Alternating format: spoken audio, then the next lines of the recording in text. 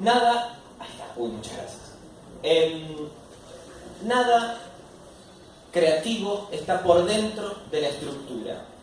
Yo creo que la creatividad es el antagonismo a la negación. Yo creo que la creatividad es la experiencia de la aceptación. Por el contrario a esa idea de que existe una cualidad creativa, yo creo que todos eventualmente podamos romper estructuras, nos volvemos creativos. Creo que hoy, cuando entreno elencos o cuando estoy dirigiendo una obra, una y otra vez insisto en que lo que convierte en algo vivo al hecho teatral es la capacidad de juego y de disfrute. Yo creo que no hay nada más creativo que un chico.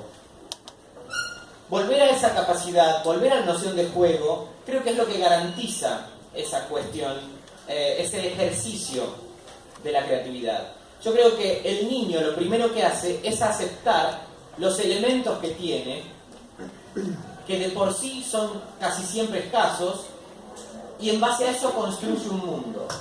Si el nene dice, esto no es una muñeca o un Playmobil, esto es un pedazo de plástico inyectado en China, se acabó el mundo. Se acabó el mundo del juego. Posibilita el hecho de creer en eso y a partir de ahí construir. Creo que es ahí donde lo simbólico luego puede cristalizarse en real. Yo creo que, como les decía, la creatividad es algo entrenable, es algo que es un ejercicio que puede ser propuesto a diario. Por ejemplo, yo la mayoría de las veces los videos lo que hago es me despierto, por eso siempre las ojeras, algunos me lo comentan, me despierto y me fijo en el diario si hay algún hecho de relevancia. En base a eso busco un dato, busco datos reales, porque yo con lo que trato de trabajar es por lo general con datos duros, y a partir de eso empiezo a jugar. Me grabo, me pongo un límite de 2 o 3 veces y empiezo a disfrutar ese personaje. Empiezo a ver qué es lo que ese personaje, en este caso Handel, es lo que tiene para decir. También suele ser la ministra Patricia, no lo traje acá porque bueno, tenía miedo de morir. Pero bueno, suelo hacerlo también, y lo que hago en mi caso es respetar a qué es lo que el personaje tiene por enseñarme a mí. Esto parece una locura, pero en teatro suele hacerse bastante. Las escuelas, hay muchísimas escuelas teatrales, por ejemplo el teatro no japonés sostiene que los personajes son fantasmas que poseen al individuo, por lo cual no es permitido pisar el escenario porque uno, a quien no actúa, porque uno podría quedar poseído. La comedia del arte, por ejemplo, uno de los orígenes de la escuela de improvisación, ahí tan vivo en la escuela del arte, lo que hace es un estereotipo ponerse a jugar, no hay una dramaturgia escrita. De modo que, en referencia a la cuestión de la creatividad, el consejo yo creo que siempre es romper estructuras en general y jugar. Jugar sin el cuestionamiento propio del adulto. Volver a combatir esto, que creo que era, si sé, no me acuerdo, seguramente me puedan corregir, que sostenía que cada referencia o cada indicación que recibía el niño era una sentencia de muerte. ¿Era Cissé? ¿No era Cissé? ¿Quién era? Nadie sabe. Bueno, alguien decía eso. Entonces creo que retomar la noción de juego creo que es una de las claves de volverse más creativo. La segunda idea que quería trabajar hoy son 3. Digo que para que se vayan organizando por ahí. Tiene que ver con el humor político. El humor político. Esta desconfiguró un poco. El Ubuntu nos desconfiguró. Yo creo que en esencia todo humor es político. Yo creo que no hay un humor político. En mi caso yo hago humor sobre la política. Pero estoy convencido de que absolutamente todo humor es político. Existió un señor, Bergson, Premio Nobel de Literatura de 1927, que en 1900 estaba bastante al pedo, entonces estudiaba absolutamente todo lo que se le cruzaba. Y empezó a estudiar la cuestión de por qué la gente se ríe. cómo se produce la situación de comicidad. Y él identificaba 3 requerimientos. Si bien puede parecer bastante viejo el enfoque que él le daba, creo que hay una de las nociones. La primera era nada por fuera de lo humano nos hace reír. Si un animal, por ejemplo, nos hace reír es porque le sumamos características humanas al animal. El segundo precepto tenía que ver con la insensibilidad, es decir, si algo nos sensibiliza, no nos hace reír. Y en tercera instancia, sostenía que tiene que haber inteligencias compartidas.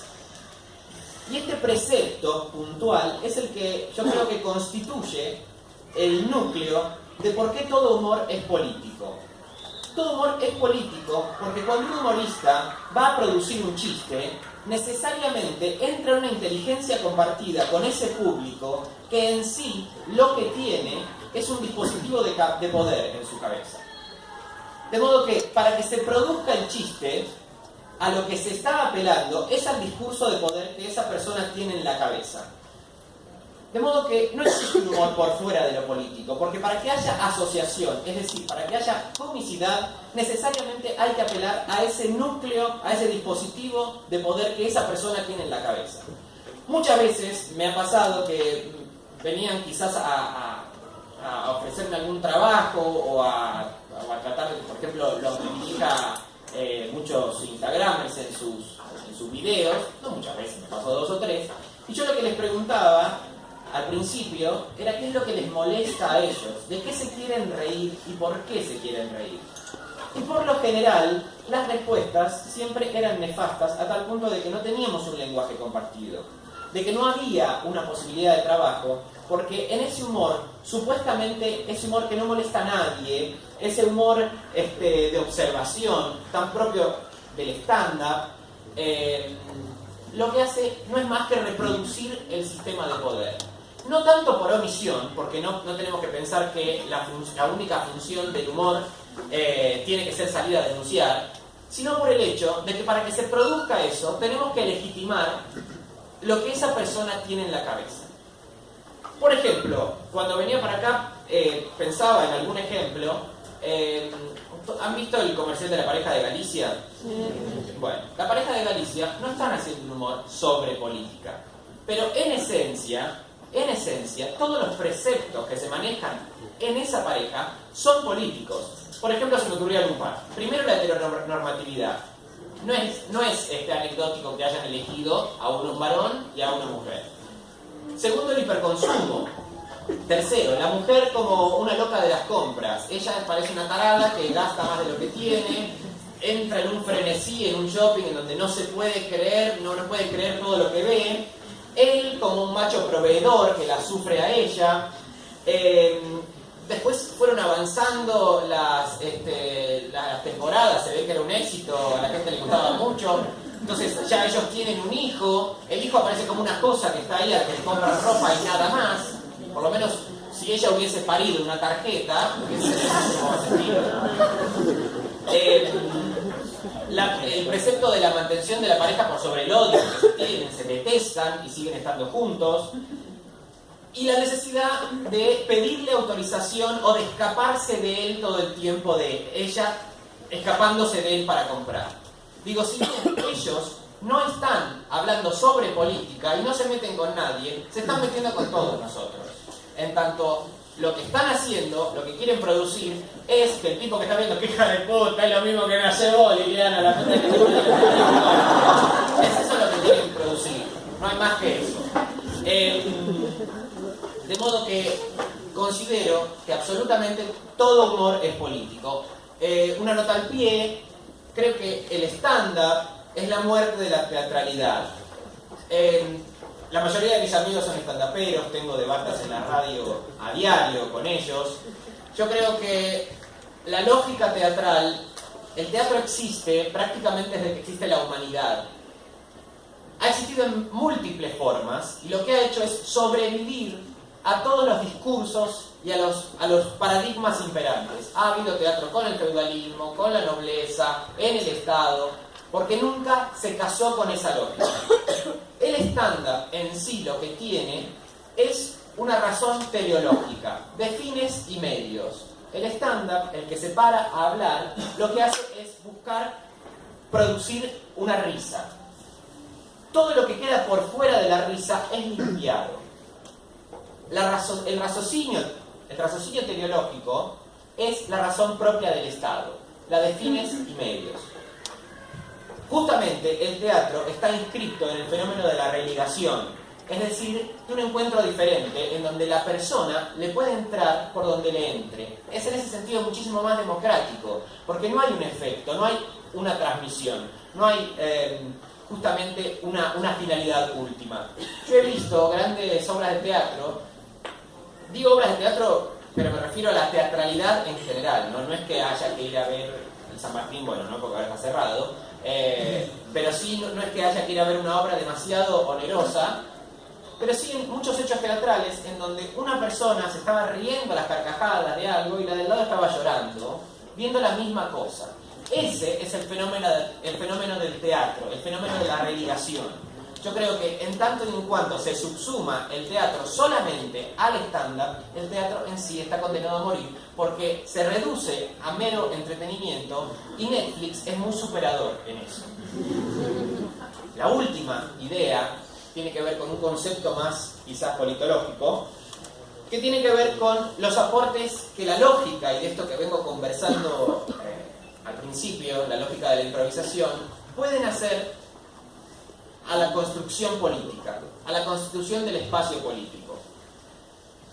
Yo identifico y vengo insistiendo hace bastante de que estas derechas radicales que están apareciendo cada vez con más fuerza en todo el mundo son una expresión de un Estado que se está muriendo. Yo creo que la lógica del Estado, me había notado algo de una charla que había visto hoy muy interesante en donde esto estaba avalado, no me olvidé ahora todo, por supuesto, pero creo que la lógica estatal, la velocidad que tiene de aglutinar las demandas, queda muy por fuera de lo que es la velocidad de hoy en día con la lógica digital. De modo que yo creo que el Estado en sí está condenado a morir. Si el Estado no quiere morir, debe necesariamente volverse cada vez más populista.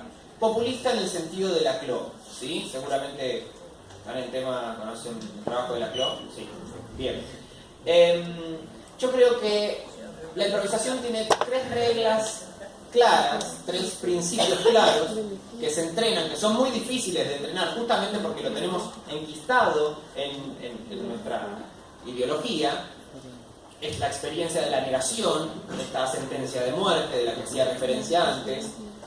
Hay 3 principios básicos para poder improvisar. ¿Han visto un show de improvisación teatral alguna vez?